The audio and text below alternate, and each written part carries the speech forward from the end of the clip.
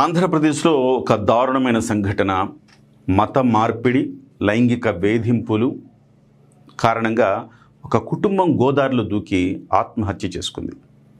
కాకినాడ అశోక్ నగర్లో నివాసం ఉంటున్న నూకరాజు అతని కుటుంబం ఆదివారం రాత్రి గోదావరిలో దూకి ఆత్మహత్య చేసుకున్నారు.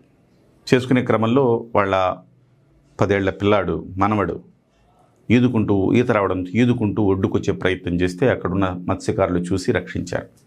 అయితే విస్తుపోయే వాస్తవాలు బయటపడ్డాయి. దీనికి సంబంధించిన అంశాన్ని ప్రధానంగా ఆంధ్రజ్యోతి, ఈనాడు క్యారీ చేసింది. ఆ ఖాన్ ఓ కాలనాగు, ఇంజనీరు కుమార్తెను మభ్యపెట్టి కుటుంబం మొత్తానికి వేధింపులు, తన భర్తను ఖాన్ విషమిచ్చి చంపేసినట్లు లేఖలో రాసిన సౌజన్య. సర్పవరం పోలీస్ స్టేషన్లో సాదిక్ ఖాన్పై కేసు నమోదు. ఇదొక సినిమా ఫక్కీలో జరిగిందండి. మన సినిమాల్లో చూస్తూ ఉంటాం ఇట్లాంటివన్నీ కూడా. ఒక అమ్మాయి మీద కన్నేస్తారు. వాస్తవానికి ఆ అమ్మాయి వాళ్ళ అబ్బాయికి షూటింగ్ ప్రాక్టీస్ కోసం ఒక షూటింగ్ అకాడమీలో చేర్పించింది. అకాడమీ ఓనరు ఈ సాదిక్ ఖాన్. వాడేం చేశాడంటే ఈ అమ్మాయి మీద మోజుపడి ఈ అమ్మాయిని ఎలాగైనా తనదిగా చేసుకోవాలని ప్రయత్నం చేశాడు. తనదిగా చేసుకోవాలని ప్రయత్నం చేసిన క్రమంలో ఆ అమ్మాయి లొంగకపోయేసరికి వాళ్ళ భర్తని చంపేస్తే అట్లీస్ట్ ఆ అమ్మాయికి ఆసరా ఉండకపోతే తన దగ్గరకు వస్తుంది, తన ఒళ్ళో చేరుతుంది అని వాడు ప్రయత్నం చేశాడు. వాస్తవానికి వీడొక కాలనాగు. చూసి అమ్మాయిల్ని వలేసి పట్టి కాటేస్తాడు. సో అలాంటి వెధవ సాదిక్ ఖాన్, వీడిని ఎన్కౌంటర్ చేయాలి. వీడిని బతకటానికి వీడు అర్హుడు కాదు. వీడిని ఎన్కౌంటర్ చేయాలి. సో దీనికి సంబంధించిన అంశాన్ని మనం చూసే ప్రయత్నం చేద్దాం. ఇంజనీర్ కుమార్తెను మభ్యపెట్టి కుటుంబం మొత్తానికి వేధింపులు, తన భర్తకు ఖాన్ విషమిచ్చి చంపేసినట్లు లేఖలో రాసిన సౌజన్య. కాకినాడకు చెందిన పంచాయతీరాజ్ ఏఈ తిల్లపూడి నూకరాజు కుటుంబం గోదావరిలో దూకడానికి కారకుడైన rifle shooting coach Sheikh Sadiq Khan ఇంకా పరారీలోనే ఉన్నాడు. తన దగ్గర షూటింగ్ నేర్చుకోవటానికి వచ్చిన బాలుడిని అడ్డు పెట్టుకుని అతడి తల్లితో సన్నిహితంగా మెలిగాడు. ఆమెను మాటలతో మభ్యపెట్టి ఆ ఇంటి వ్యవహారాలన్నీ తన గుప్పెట పెట్టుకున్నాడు. వారి బంగారం, డబ్బు, ఏటీఎం కార్డులు లాక్కుని వేధింపులకు గురిచేశాడు. ఇంజనీర్ కుటుంబం మొత్తం ఆత్మహత్య చేసుకునేలా మానసిక హింసకు గురిచేశాడు. జూలై 2న నూకరాజు అల్లుడు జగదీశ్వర్ రెడ్డి చనిపోవటం వెనుక కూడా సాదిక్ హస్తం ఉన్నట్టు తాజాగా వెలుగులోకి వచ్చింది.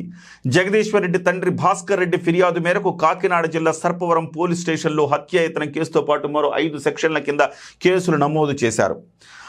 తాము ఆత్మహత్యకు పాల్పడే ముందు అందుకు కారణాలపై నూకరాజు లేఖ రాసి వాట్సాప్ గ్రూపుల్లో పోస్ట్ చేశారు. నూకరాజు కుమార్తె సౌజన్య కూడా ఓ లేఖ రాసి ఇంటి వద్ద స్కూటర్ డిక్కీలో పెట్టారు. ఆ విషయాన్ని ప్రాణాలతో బయటపడిన ఆమె కుమారుడు కార్తికేయ చెప్పడంతో పోలీసులు వాటిని స్వాధీనం చేసుకున్నారు. అందులో సాదిక్ గురించి ఆమె రాసిన లేఖ అధికారులను విస్తుపోయేలా చేసింది. తన భర్త జగదీశ్వర్ రెడ్డికి విష పదార్థం ఇచ్చి సాదిక్ చంపేశాడని, తన ప్రైవేటు ఫోటోలు అడ్డుపెట్టుకుని బెదిరించాడని, ఆస్తి కోసం వేధించేవాడని, అతనికి సహకరించకపోతే తన తండ్రి నూకరాజును కుటుంబం మొత్తాన్ని చంపేస్తానని బెదిరించినట్లు ఆమె లేఖలో పేర్కొన్నారు. తనను ఇస్లాంలోకి మారాలని వేధించేవాడని ఆమె ఆవేదనతో చెప్పారు.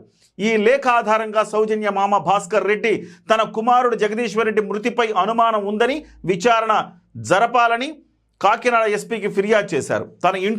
తన ఇంటితో పాటు భర్త ఫోన్, ఎస్బీఐ లాకర్కి తండ్రి ఆస్తి పత్రాలన్నీ సాదిక్ స్వాధీనం చేసుకున్నట్టు సౌజన్య లేఖలో రాశారని, తన మనవడికి కూడా ఈ విషయాలు చెప్పి ఆత్మహత్య చేసుకోవడం తప్ప మరో గత్యంతరం లేదని గోదావరి నదికి తీసుకువెళ్లినట్టు స్పష్టంగా తెలుస్తోంది. నూకరాజు కుటుంబం ఆత్మహత్య విషయం తెలియగానే సాదిక్ కాకినాడ నుంచి పరారయ్యాడు. తన సెల్ ఫోన్ను ఇంట్లోనే వదిలేశాడు. రైల్లో వెళుతూ వేరే వారి ఫోన్ నుంచి కుటుంబ సభ్యులు ఓ న్యాయవాదికి ఫోన్ చేసినట్టు తెలిసింది. సాదిక్ కోసం కాకినాడ జిల్లా నుంచి మూడు, తూర్పుగోదావరి నుంచి 2 పోలీసు బృందాలు గాలిస్తున్నాయి. సౌజన్య భర్త సెల్ ఫోన్ సైతం సాదిక్ దగ్గరే ఉంది. ఎంత దుర్మార్గుడు అండి వీడు. వీడిని ఎన్కౌంటర్ చేయొద్దా లేదా? ఈ ముండని ఎన్కౌంటర్ చేసి పడేయాలి. సో సాదిక్ పేరుకే రైఫిల్ షూటింగ్ కోచ్. అతని గురి మాత్రం అమ్మాయిలు, మహిళలపైనే. అకాడమీకి వచ్చే వారిలో కొందరికి ప్రత్యేక శిక్షణ అంటూ తాను చెప్పిన సమయానికే కేంద్రానికి రావాలని చెబుతుంటాడు. ఆ సమయంలో వేరే వారు రాకుండా చూసుకుంటాడు.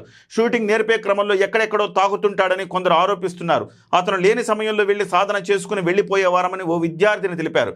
కాకినాడ డిఎస్ఏలో ఎలక్ట్రానిక్ షూటింగ్ సదుపాయం లేకపోవడంతో గత్యంతరం లేక అకాడమీకి వెళ్లాల్సి వచ్చేదని మరో యువతి ఈనాడుకు తెలిపారు. ఇక్కడ చూడండి, నిన్ననే నేను ఇంకొక వార్త కూడా చేశాను దీనికి సంబంధించి.